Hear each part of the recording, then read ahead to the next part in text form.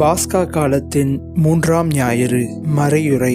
இன்றைய நற்செய்தி வாசகத்தில் எம்மாவுஸ் சீடர்கள் உயிர்த்த இயேசுவோடு தாங்கள் பெற்ற அனுபவத்தை மற்ற சீடர்களோடு பகிர்ந்து கொண்டிருக்கிறார்கள். அவர்கள் எம்மாவுஸ் செல்லும் வழியில் இயேசு அவர்களோடு வந்ததையும் அவர் அப்பத்தை பிட்டு அவர்களுக்கு கொடுத்த போது அவர்கள் அவரை கண்டு உணர்ந்து கொண்டதையும் அவர் உடனே அங்கு மறைந்து போனதையும் பற்றி அவர்கள் பேசிக் கொண்டிருக்கிறார்கள். அவர்கள் அவ்வாறு பேசிக் கொண்டிருந்த போது இயேசு அவர்கள் நடுவில் வந்து நின்று, உங்களுக்கு அமைதி உரித்தாகுக என்று அவர்களை வாழ்த்துகின்றார். இயேசு அங்கு வந்தது அவர்களுக்கு அமைதியை அருள்வதற்காகத்தான். ஏனென்றால் சீடர்களின் உள்ளத்தில் அமைதி இல்லை. அவர்களின் உள்ளத்தை அச்சமும் குழப்பமும் ஆட்கொண்டிருந்தது. காரணம், அவர்கள் இயேசுவிற்கு இப்படி நடக்கும் என்று எதிர்பார்த்திருக்கவில்லை. அவர்கள் இயேசு ரோமைய சாம்ராஜ்யத்தை போரினால் வீழ்த்தி அரசனாகி இஸ்ரேல் மக்களுக்கு மீட்பை கொண்டு வரப் போகிறார் என்று அவர்கள் நினைத்தார்கள்.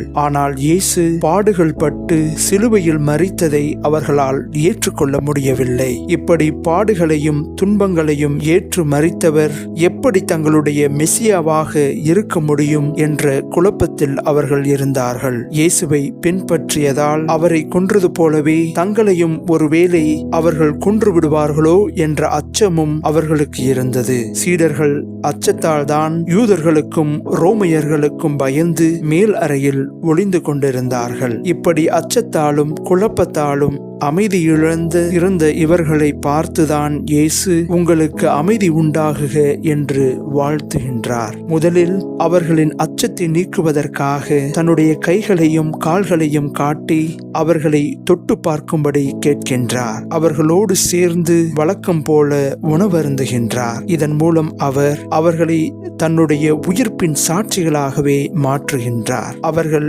இயேசு மீண்டும் தங்களோடு இருப்பதை கண்டு மகிழ்கிறார்கள். இயேசுவின் உயிர்ப்பு அவர்களுக்கு எல்லையில்லா மகிழ்ச்சியை தருகிறது. உயிர்த்த இயேசு அவர்கள் முன் தோன்றியதும் அவர்களோடு இருந்ததும் அவர்களுக்கு அவர் மீது அசைக்க முடியாத நம்பிக்கையை கொடுத்தது. அவர்கள் இந்த உயிர்ப்பின் நற்செய்தியை பின்னர் தங்களுடைய வாழ்வில் உலகமெல்லாம் சென்று பறைசாற்ற இது அவர்களுக்கு உத்வேகத்தை தந்தது. அதை நாம் திருத்தூதர்களின் வாழ்வில் தெளிவாக பார்க்கலாம். யூத குருக்கள் ஒரு முறை அவர்களை இயேசுவை பற்றி போதிக்க கூடாது என்று தடுத்த போது, நாங்கள் கண்டதையும் கேட்டதையும் தொட்டு உணர்ந்ததையும் எங்களால் பறைசாற்றாமல் இருக்க முடியாது என்று அவர்கள் கூறுவது இதை பற்றிதான். அத்தகைய வலிமையை இயேசுவின் இந்த செயல் அவர்களுக்கு அளித்தது.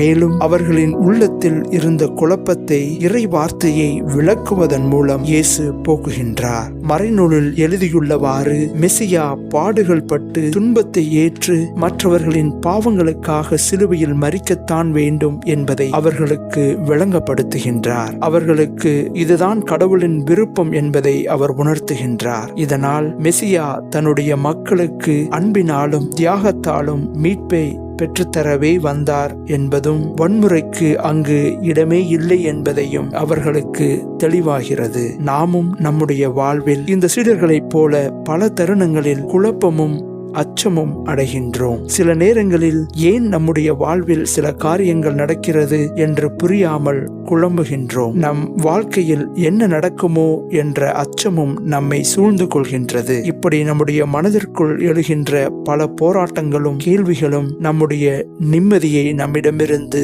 பறித்து கொள்கின்றன. இவ்வாறு நம் வாழ்வில் நடக்கும் போது நாம் இனி என்ன செய்வது என்று அறியாமல் தவிக்கும் போது நாம் உயிர்த்த ஆண்டவரிடம் செல்ல வேண்டும். அவரால் தான் நமக்கு அமைதியையும் நம்பிக்கையையும் அருள முடியும். ஒவ்வொரு திருப்பலியிலும் உயிர்த்த இயேசு நற்கருணை வடிவில் நம்மை நோக்கி வந்து கொண்டுதான் இருக்கின்றார். அவர் நமக்கு தன்னுடைய அமைதியை அருள விரும்புகின்றார். ஆனால் நாம் தான் அவரை ஏற்றுக்கொள்ள மறுக்கின்றோம். எப்போது நாம் அவரை முழு மனதோடு நம்பி ஏற்றுக்கொள்கின்றோமோ அப்போதுதான் நம்மால் சீடர்களைப் போல அவருடைய உடனிருப்பை நம்முடைய வாழ்விலும் உணர முடியும். நம் வாழ்வில் எத்துணை பிரச்சனைகள் துன்பங்கள் இருந்தாலும் அவர் தருகின்ற மன அமைதியையும் மகிழ்ச்சியையும் நம்முடைய மனதிலிருந்து யாராலும் எடுத்துவிட முடியாது. அவருடைய உடனிருப்பை நாம் நம்முடைய வாழ்வில் உணரும் போது எல்லா சூழ்நிலையிலும் அவரை போல முழு மனதோடு கடவுளையும் நம்முடைய அயலாரையும் அன்பு செய்யும் ஆற்றல் நமக்கு கிடைக்கும். அவர் நமக்கு தருகின்ற இறை அனுபவங்கள் அவருக்கு சாட்சிய வாழ்வு வாழ நமக்கு துணை செய்யும். நாமும் இயேசுவின் சீடர்களைப் போலவே நம்முடைய வார்த்தையாலும் நம்முடைய முன்மாதிரியான வாழ்க்கையாலும் இயேசுவை பறைசாற்ற முடியும். இப்படி உயிர்த்த ஆண்டவரோடு இணைந்து வாழ்ந்தோம் என்றால் சீடர்கள் கூறிய அதே வார்த்தைகளை நம்மாலும் கூற முடியும். நாங்கள் கேட்டதையும் கண்டதையும் தொட்டு உணர்ந்ததையும் எங்களால் பறைசாற்றாமல் இருக்க முடியாது. நம்மாலும் இயேசுவை போல